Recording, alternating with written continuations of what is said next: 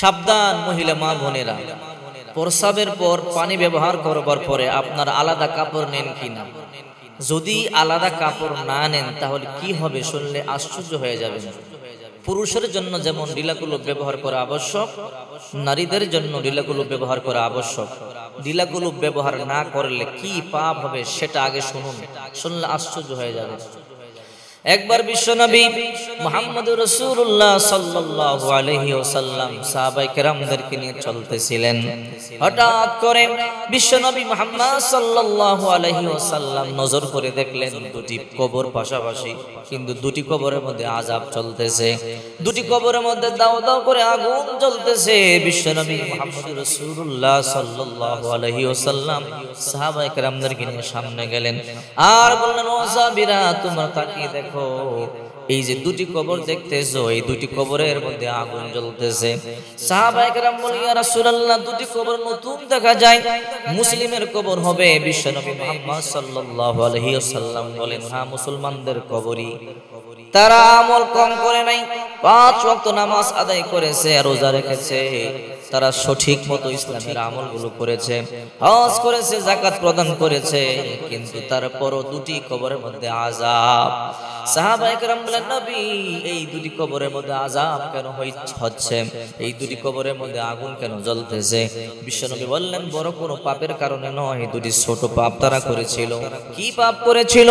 আসাবি, একটি কবরের মধ্যে আযাব দেখতেছো, লা ইস্তাতিরু আনিল বাউলি, সে ঢিলাকুলুপ ব্যবহার করতো না ঠিক মতো, প্রস্রাব পায়খানা করার পরে ঠিক মতো ঢিলাকুলুপ ব্যবহার করতো না।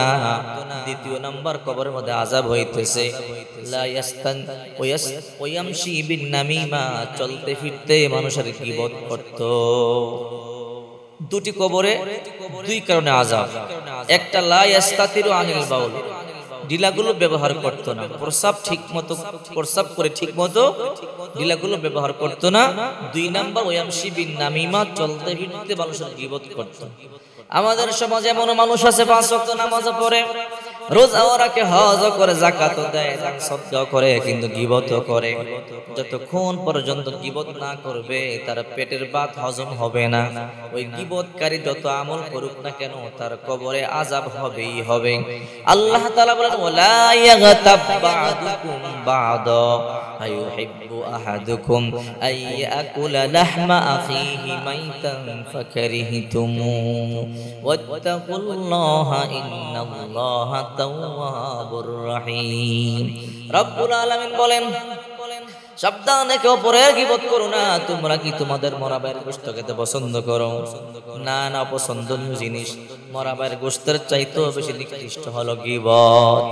2 নাম্বার, প্রস্রাব পায়খানা করে ঢিলাকুলুপ ব্যবহার না করা। পুরুষের জন্য যেমন ঢিলাকুলুপ ব্যবহার করা আবশ্যক, নারীদের জন্য ঢিলাকুলুপ ব্যবহার করা আবশ্যক। অনেকের প্রশ্ন, অনেক নারীরা বলে, হুজুর, আমরা প্রস্রাব করবার পরে পানি ব্যবহার করি, তারপরে আলাদা কাপড় দিয়ে আবার মশা লাগবে কিনা? এই প্রশ্ন অনেক নারীরাই বলে। দেখেন, পুরুষরা যখন প্রস্রাব করবে, প্রস্রাব করে মিনিমাম 40 কদম যদি ঢিলা ব্যবহার করে হাঁটা চলা করে, তাহলে তার যদি প্রস্রাব আটকে থাকে ওটা জড়ে যায়, ক্লিয়ার হয়ে যায়। এরপরে যদি পানি ব্যবহার করে তাহলে পবিত্রতা অর্জন হয়ে যায়। অনেক পুরুষ আছে প্রস্রাব করে সাথে সাথে পানি ব্যবহার করে, চলাফেরা করে না। আপনার ভেতরে 2-1 ফোঁটা প্রস্রাব থাকতে পারে, পরে ঝরতে পারে, তাহলে আপনি নাপাক হয়ে যাবেন, অপবিত্র হয়ে যাবেন, আপনার ওযুও গেল, আপনার নামাজও গেল।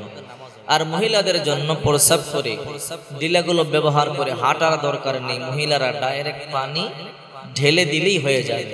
হাদিস শরীফের মধ্যে এসেছে, ইমামে আযম আবু হানিফা রাহিমাহুল্লাহর মাসআলা মতে মহিলারা প্রস্রাব করার পরে আলাদা ঢিলা ব্যবহার করতে হবে না, সরাসরি পানি ব্যবহার করে ফেললেই হবে।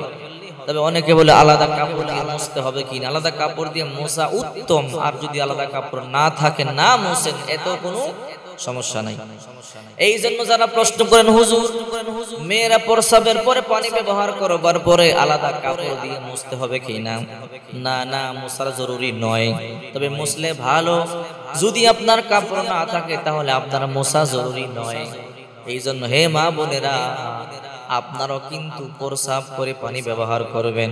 পুরুষেরা প্রস্রাব করে ডিলা ব্যবহার করে 40 কদম হাঁটা চলা করবে, মেয়েদের দরকার নাই, কারণ মেয়েরা সরাসরি পানি ব্যবহার করলেই হয়ে যাবে। দেখেন না বিশ্ব নবী মুহাম্মদুর রাসূলুল্লাহ সাল্লাল্লাহু আলাইহি ওয়াসাল্লামের আদর্শ কত সুন্দর, নবীজির সুন্নাত গুলো কত সুন্দর। আমার নবী বলেন, মান আহইয়া বিসুন্নতি ফাসাদি উম্মতি ফালাহু আজরু মিয়াতি শাহীদ। আমার উম্মতেরা রে, তোমরা যদি আমার একটা সুন্নতকে জিন্দা রাখতে পারো, শেষ জমানায় আল্লাহ পাক রব্বুল আলামিন 100 গলা কাটা শহীদের সওয়াব তোমার আমলনামায় দিয়ে দিবে। একটা সুন্নত যদি নবীজির আপনি জিন্দা রাখতে পারেন, 100 গলা কাটা শহীদের সওয়াব আপনার আমলনামায় আল্লাহ পাক রব্বুল আলামিন দিয়ে দিবেন। সুবহানাল্লাহ।